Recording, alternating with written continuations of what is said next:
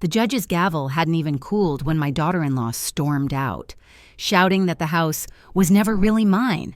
I didn't raise my voice. I just reached for the binder that held every paper she tried to bury. Justice had only started to move.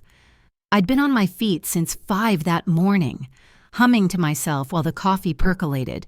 My knees complained, but I told them, "We've got work to do. Old friends." The scent of enchiladas filled the house, mingling with the faint polish of the hardwood floor I'd sanded myself years ago. On the counter sat a Costco sheet cake, still in its plastic box, white frosting, pink roses, the words "Happy Birthday, Vera," written by some kid at the bakery. I adjusted the thermostat to 70, wiped my hands on a towel, and set the last platter on the table I'd built with my husband. Robert. His photo watched from the buffet. His old carpenter's pencil stood in a mason jar beside it. One extra napkin, pale yellow, waited at the head of the table. Mine. The first knock came before I could light the candles. Vera breezed in, perfume sharp, hair perfect, voice already performing. "We'll need this space cleared," she said, pointing to my dining table. Guests followed, young couples with glitter badges, laughter echoing like they owned the air. I smiled, stepped back, trying not to look like a stranger in my own home. "Ma'am, where's the caterer?" one woman asked, mistaking my apron for a uniform. I laughed softly. Vera didn't correct her. "Keep the tortillas warm and back, heady, traffic flow," she said, as if we were co-workers. I glanced down at the printed place cards, each name neat and centered except mine. Mine said Helena, help, in parentheses. My chair had been shoved toward the stairwell, a folding seat, wobbling. MJ, my grandson, scrolled through his phone, avoiding my eyes. "We'll talk later, Ma," he murmured. When the toast began, the air thickened. Vera raised her glass high. "To my beautiful home and everyone who made tonight possible," she declared. Laughter rolled through the room. She never said my name. I watched my rocking chair's empty space, replaced by a shiny rental bar cart. Someone whispered, "Isn't this her mother's house?" Another voice hushed it fast. I tried to sit at the end, near the napkin I'd laid out. Vera's tone sliced the room in two. "Get up, you're not invited to this part." The chatter died instantly. I heard only the hum of the thermostat. My hand gripped the chair, felt the wood grain I'd stained myself. "That's my table," I said, "and my night," she answered, eyes gleaming under the chandelier. Guests shifted. Embarrassed, one muttered, "Y'all for real?" MJ lifted his fork. Couldn't meet my stare. My cheeks burned, but I counted my breaths. 4 in, 4 hold, 4 out, just like Robert taught me when bills stacked and tempers rose. I smiled faintly, the kind that hides thunder. When the toast ended, Vera added sugar to the wound. "Older folks get mixed up sometimes," she said, voice dripping honey. Laughter followed. I felt something inside me settle, not break, settle. I placed the cake server down, wiped my palms, and turned toward the kitchen. On the counter, I scribbled 3 notes on a recipe card. Time, words, witnesses. May's porch light blinked twice through the window, our old signal since '99. Across the room, MJ finally looked up, guilt flickering in his eyes before he looked away. I straightened my back, hung my apron neatly, and walked out through the patio door. Cold air bit my cheeks, but it tasted clean. I reached for the centerpiece, took 1 candle, slipped it into my pocket. "You don't put out my light in my house," I whispered. My phone buzzed. Franklin Dunn, my neighbor, had texted. "Noise complaint logged. You need me to file." "Hold," I replied. "Tomorrow, 9/8. Bring your folder." I closed the door behind me, the laughter muffled, fading. The wind carried the faint sound of Vera's voice bragging about her event. I smiled once, steady and calm. "If she wants ownership," I murmured, "she can have the bill." Sunday morning light came thin through the kitchen blinds, quiet and cold. I set 2 mugs on the table. No cream, no sugar. This wasn't breakfast. The manila folder sat in the center like a guest of honor. Franklin Dunn, my neighbor and retired city clerk, took his seat without small talk, flipping open his steno pad. The clock ticked steady. I texted MJ, "Come by. 10 minutes, bring Vera." No emojis, no soft edges. My papers lay in 3 neat stacks: utilities, contractor invoices, property taxes, each page proof of what I paid. A ceramic dish of keys sat between us. One marked Master gleamed under the light. I tapped it once. Slow and certain. "We'll keep this clean and kind," I said. "Paper only." They came late. Vera first, wrapped in perfume and apology. "I didn't get your message till just now." She lied easily. MJ followed, jaw tight, avoiding my eyes. I gestured toward the folder. "Sit," I said. "We're not here to argue. We're here to see—" Franklin nodded. Pen ready. I started with the utilities: electric, water, gas, all auto-pay from my account since 2011. "Every bill," I said, sliding copies forward. "Routing number, ending in 372. My account." I moved to the contractor invoices.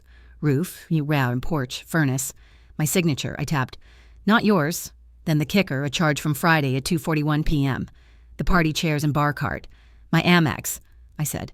"Y'all like to talk vibes, I talk bills." Franklin time-stamped each sheet. Silence thickened. "Use my house. Use my money. Erase my name," I said evenly. "That ends today." Vera's smile twitched. "This feels extreme, heady. We're family."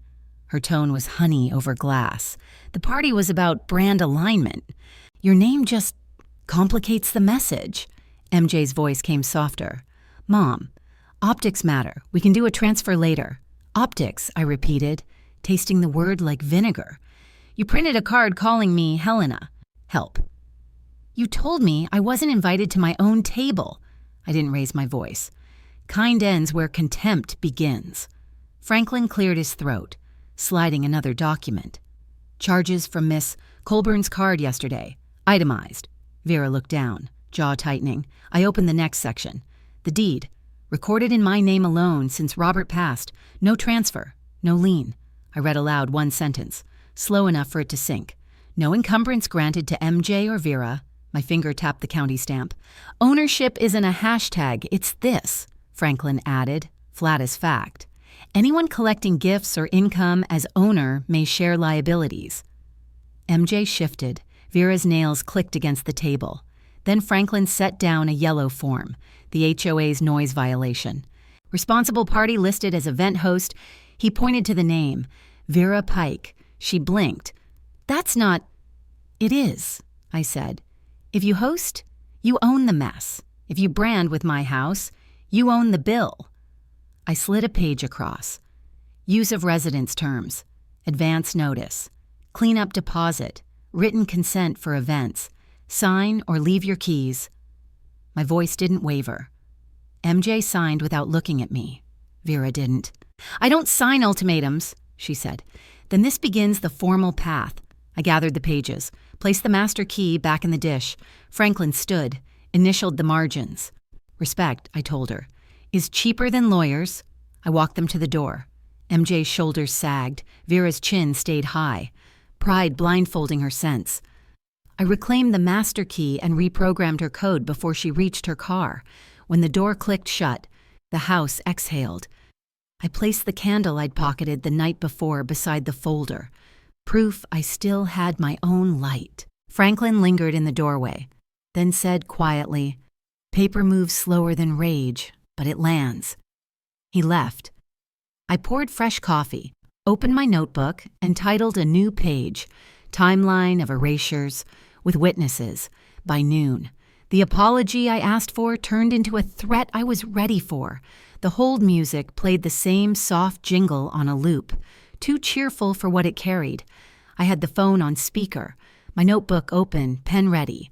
"Your call matters," the automated voice promised, though I knew it wasn't me who'd started this one. When the rep finally came on, I gave my full name and security phrase, 3 words only Robert and the bank ever heard. She hesitated before speaking. "Mrs. Colburn, a refinance inquiry was submitted this morning at 10:58 a.m.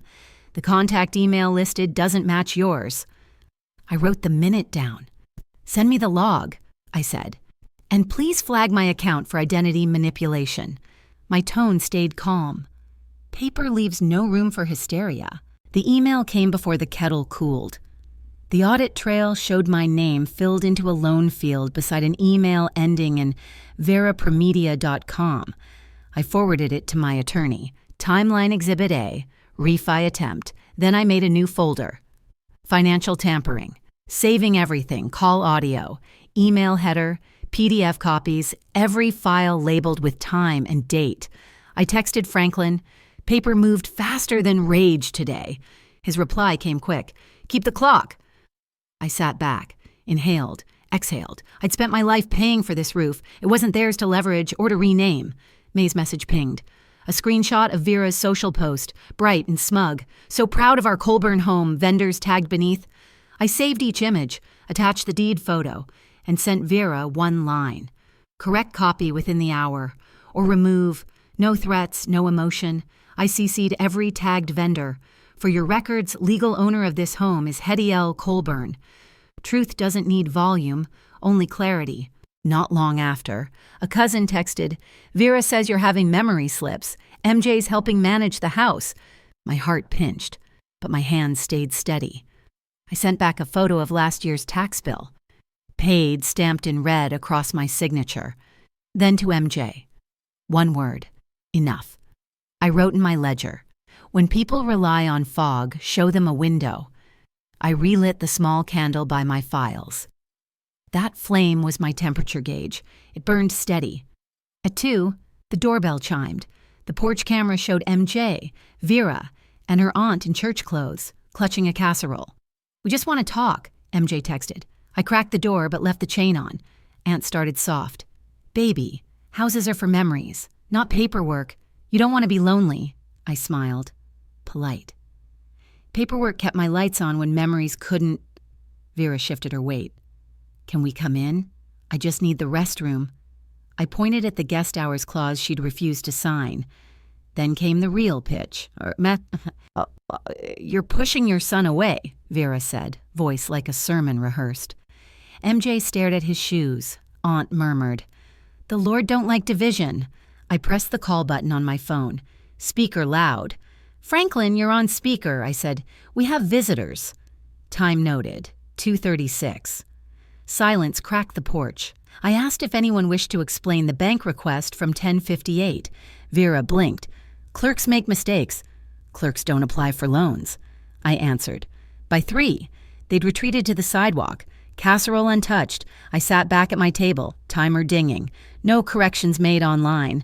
I drafted and sent the cease and desist, copied her business account and the bank. I filed photos of the curb mess with the HOA's digital portal. I reset Vera's access to guest only and locked the chain. Franklin texted, Paper lands slow, but it lands. By evening, the sun dipped low.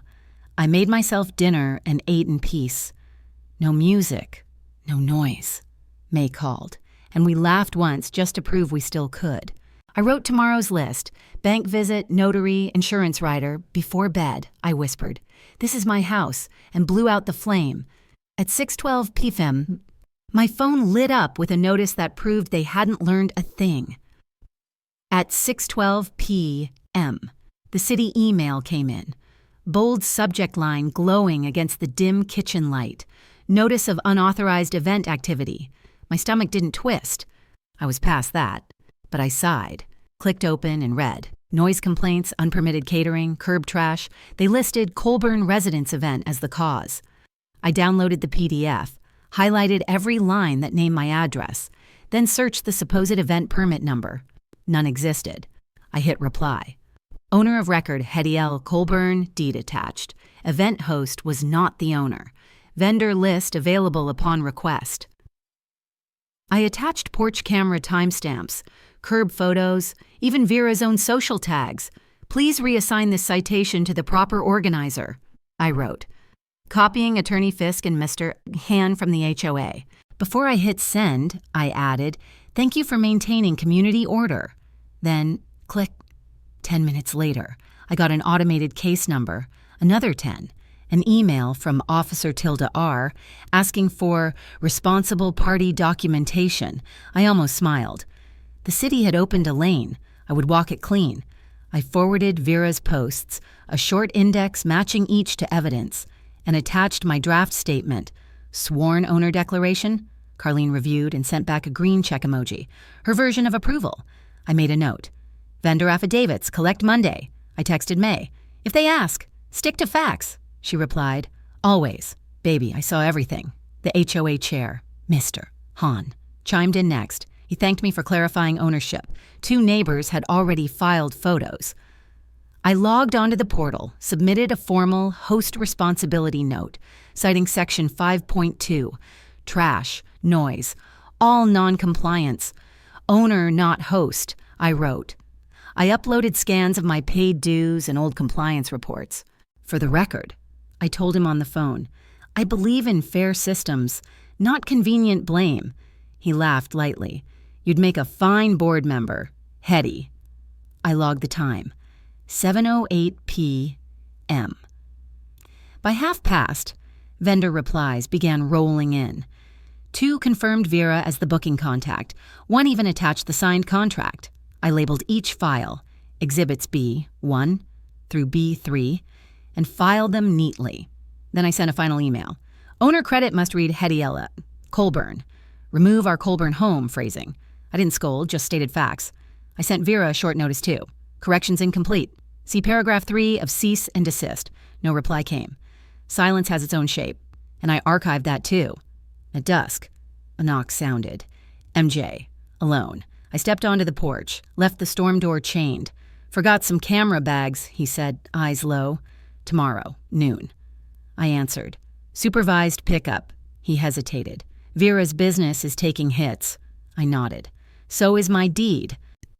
He looked at me long, then said quietly, I didn't know about the refinance. Now you do, I replied, and let the silence sit between us. When he left, I opened my binder, found the deed, and ran a highlighter over the clause. No encumbrance without owner consent, I scanned, saved, and emailed it to him and Carlene. Read this, I typed. Call it 10 a.m. My phone dinged again, an auto upload from our shared album. Vera's voice, recorded low. We'll fix it later, once the papers move. She can't undo it fast. I froze, then exported the file with metadata intact. Anger is loud, I whispered, but evidence is louder. I reset every lock code, tested the alarm, and brewed chamomile tea. The house groaned in the way old wood does when it exhales. I laid out my Sunday best. Habit, not hope. The candle flickered beside the binder. Steady at 10:22 p.m. The door camera caught a silhouette testing the knob that didn't belong to anyone with a code. The chime startled me awake. My phone screen lit up, and there it was, the door camera showing a hooded figure twisting my knob, testing the deadbolt like it belonged to them. My pulse didn't race. I'd trained myself for calm. I pulled up the smart lock log no valid code. I took a screenshot, saved it both local and cloud, then called 911. This is Hetty L., Colburn, owner of record, I said. There's been an attempted entry. Recent cease and desist issued. City case open. The dispatcher told me to stay on the line. I left the porch light blazing but kept my house dark, narrating every movement I saw. When the figure retreated, I noted the exact time in my leather ledger, 10:22 p.m., and renamed the clip, Attempted Entry Sunday Night. Then I texted Franklin, activity at my door. Keeping the record clean, he replied instantly. Let the tape breathe. Police arrived 12 minutes later, 2 officers, one older, one new. I met them on the porch, binder in hand. Everything you need's inside, I said. Sliding open the front cover, deed, cease and desist, and the city case number, we'll file this as trespass attempt, ma'am, the senior officer said, body cam light blinking red. Good, I nodded. Please make sure that clip's stored under my case. We watched the footage together on my phone. I airdropped the file straight to their evidence inbox.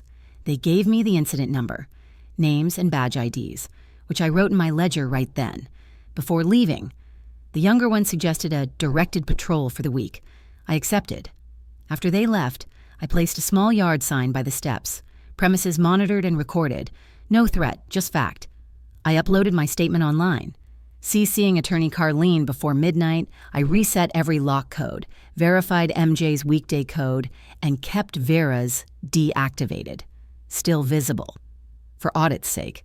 Then I drafted a supervised entry protocol for tomorrow's pickup, listing hours, chaperone, and items allowed. I scribbled a sticky note and stuck it to the fridge. No porch debates, house rules are written.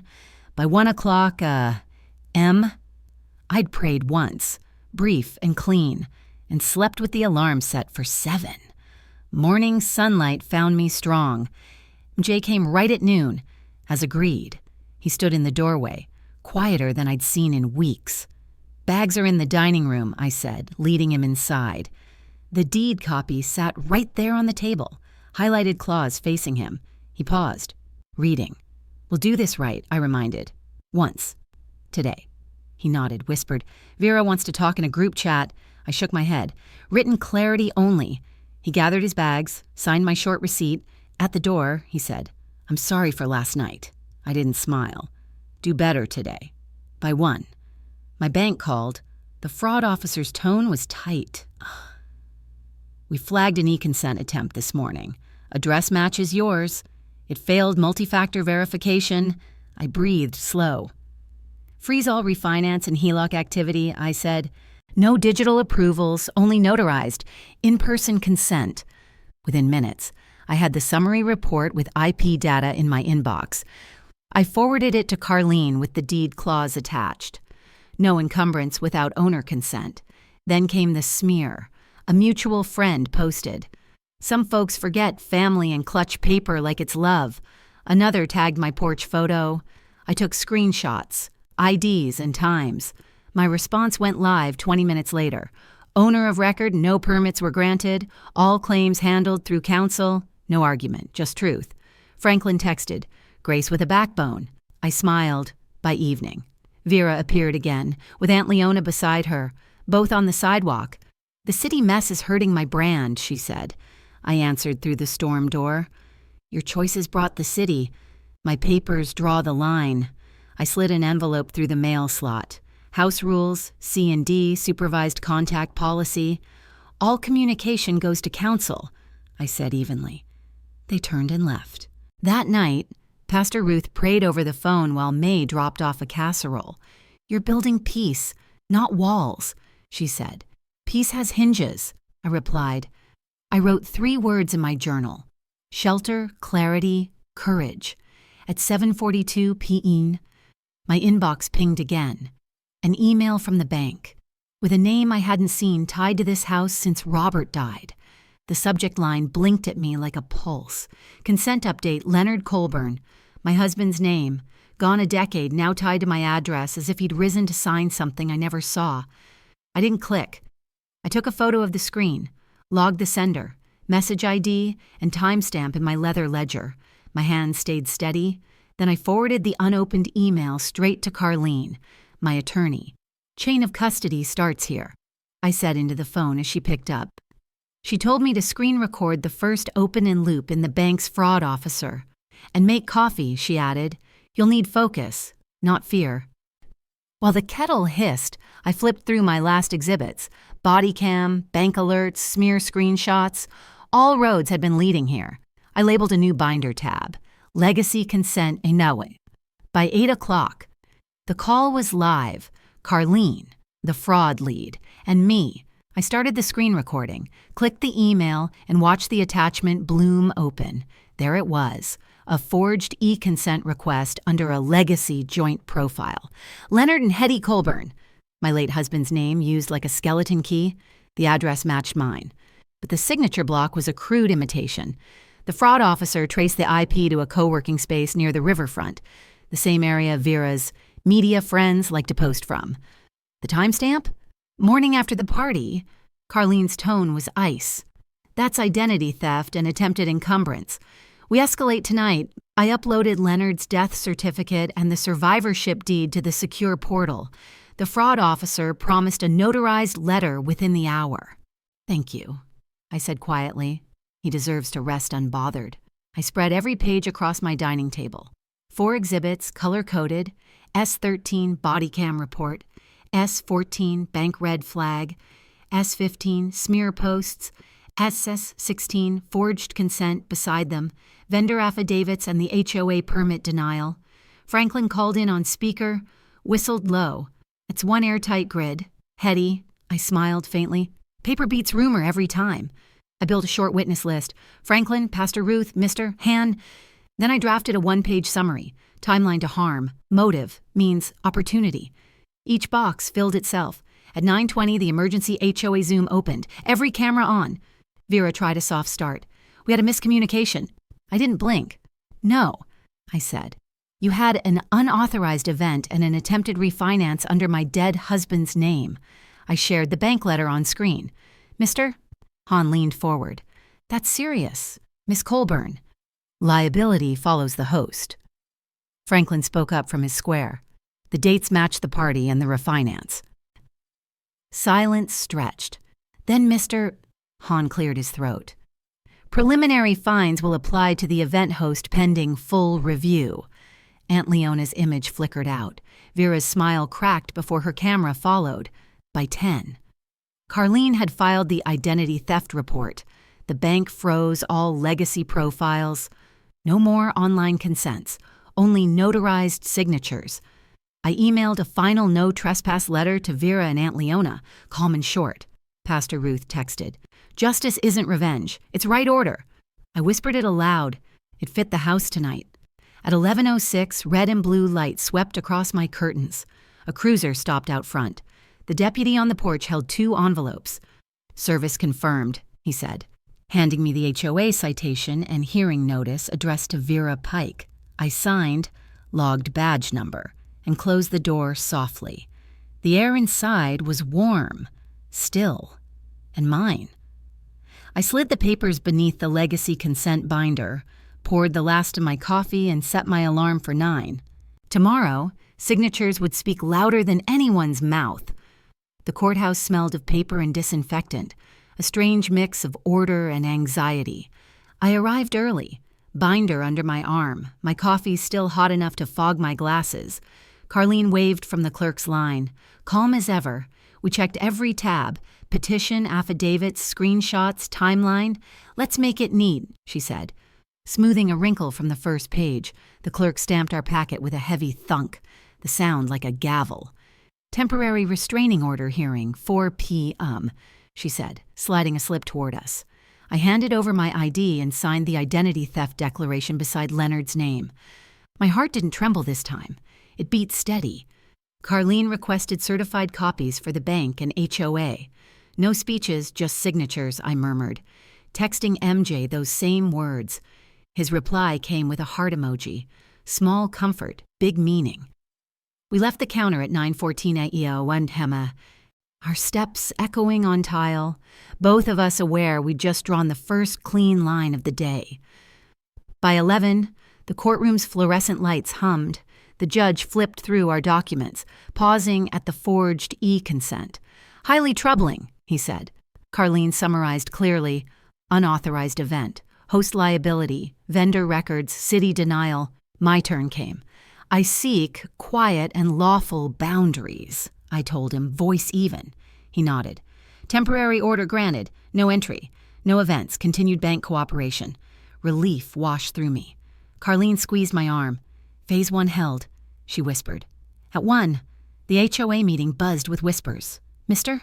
Han called the session to order. Franklin projected his photos, timestamps glowing on the wall. Pastor Ruth spoke gently about respect and restitution. When it was my turn, I read my statement. Sleep lost, safety breached, dignity challenged. The board fined the event host, agreed to ban filming and solicitation near my house. When it ended, a woman from down the street said, You did right, Miss Colburn. Quiet's worth defending. Not an hour later, Carlene played a voicemail from the rental vendor.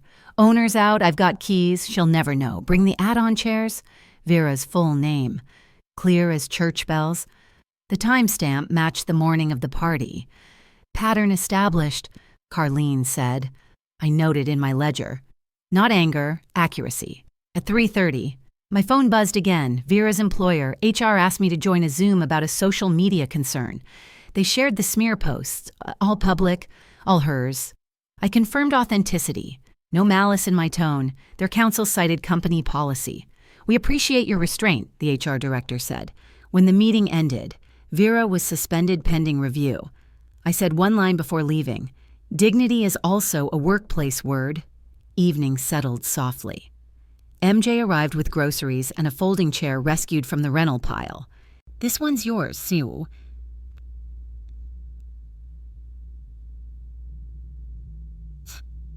Setting it on my porch.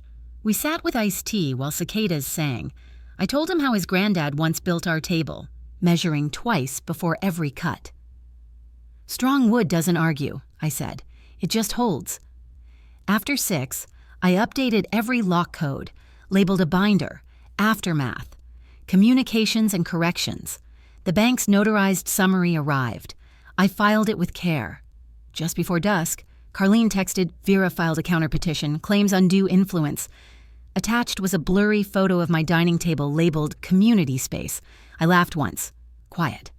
We'll answer tomorrow, she wrote. I looked at the chair MJ brought, traced its rough edge, and whispered, This seat is mine. The house stilled. Porch light clicked on. I uncapped my pen and began the first line of our answer. Morning sunlight spilled across the courthouse steps as I climbed them, binder in hand, shoes echoing in a rhythm I'd come to know too well. The clerk greeted me with the kind of sympathy reserved for people who've survived storms. Back again, Miss Colburn, she asked. One last round, I replied, handing over the final response. Each page was tabbed in color. Blue for exhibits, yellow for statements, red for evidence of forgery. Carlene arrived seconds later, crisp in her navy suit, her calm a quiet engine beneath the noise. Inside, the judge's bench gleamed under fluorescent light. We laid our work before him, S10 through S16, a map of every wrong and every right I'd documented. Carlene spoke softly, measured, never dramatic. When my turn came, I faced the court. I'm not here for punishment, I said. I'm here for peace. The opposing counsel shuffled, flipping through their stack. Our client believed she had shared access. Carlene slid forward the survivorship clause. The judge read aloud Leonard's notarized words. Exclusive. Quiet enjoyment to my wife, Hetty L. Colburn, for her lifetime. All right, for a moment, even the ceiling fans seemed to hold their breath. Intent is clear, the judge said, overruling the objection. I exhaled through a tremor that didn't reach my face. My late husband's voice felt alive again, steady, deliberate. He built this life the way he built furniture, one joint at a time, no shortcuts. Next came the forensic report. Carlene called up the screen. The fraudulent email traced to Vera's badge log at a co-working space. The identical typo, a lowercase L, where there should have been an uppercase I, appeared on both the forged consent and her social posts. Identity manipulation, the judge muttered. The body cam logs, vendor voicemail, and smear screenshots followed, layered in sequence. Even the gallery leaned in. The pattern was impossible to deny. Carlene rested her hand briefly on my binder before the judge spoke. Temporary orders made permanent, he declared. Injunction granted, costs awarded. Identity theft matter referred to county investigators. Outside the courtroom, Carlene smiled for the first time in weeks. Heard you loud and clear, she said. No fireworks, just facts. I nodded. Facts are fireworks enough. We watched the sheriff's deputy carry the signed order down the hall, boots echoing like punctuation marks. I texted MJ, We come home as owners of our peace. He replied, Granddad would be proud. By 2, enforcement was in motion. Vera was served at her office lobby. Witnesses confirmed her brief protest before the sheriff said, Ma'am, please step back. HR handed her their policy letter, the same one I'd helped expose. My counsel sent a single message. Respect the order. Back home, the locksmith changed every lock while I brewed coffee for him. Rough week? He asked. I smiled. It's ending smoother than it began. I taped the court order behind my foyer frame, tucked my copies into a fireproof box, and labeled a new folder, Restoration. At 5, Franklin came by with a level, the kind carpenters treat like scripture. Together we adjusted the dining table Leonard had built 40 years ago. Its oak surface bore small scratches, our family's map. Pastor Ruth arrived with lemon pie and offered a quiet prayer. May peace not be borrowed, but owned. MJ placed the rescued porch chair at the head of the table, setting down a cup of tea beside my hand. "Grandma, this feels right again," he said. "It does," I whispered. "Wood remembers who it was built for." Later that evening, I sat across from Carlene at her office, the golden light outside fading into the kind of calm that comes after long trials. I signed the trust amendment slowly, reading every clause, the house to MJ, with rules attached. The porch seat must stay open to anyone who needs a moment of rest. Each summer, one community supper must be hosted. Vera's name struck through, not erased, only delayed until she proved repentance for a year straight. I added a final clause, a small neighborhood quiet hours grant in Leonard's name. "You're building legacy, not fences," Carlene said. "Maybe both," I answered. At 7:30, I walked to the church hall where the community supper had begun. "Mister," Han announced the final HOA decision, restitution schedule, restored order. People clapped softly. I took the microphone, only for a breath. "No speeches tonight," I said. "Just thank you for the quiet." Laughter rippled gently through the room. My phone buzzed. Vera's counterpetition withdrawn, apology letter promised by sunrise. I stepped outside, the night air cool and forgiving. The street lamps shimmered against wet pavement as I headed home. In my dining room, the table waited, solid and unbending. I ran my hand along its grain, tracing the marks of years, each groove a lesson, each stain a memory. "I built this table to carry weight," I whispered, my voice steady. "Tonight. It carries only what belongs here." Outside, the porch light glowed like a sentinel, and for the first time in months, the house breathed with me, slow, sure, and finally free. As I turned off the porch light, my phone buzzed again, an email from an unknown sender. The subject line read, "Miss Colburn, I need your help. My daughter did the same thing." I froze, staring at the glow of the screen. Maybe some battles never end, only pass the torch.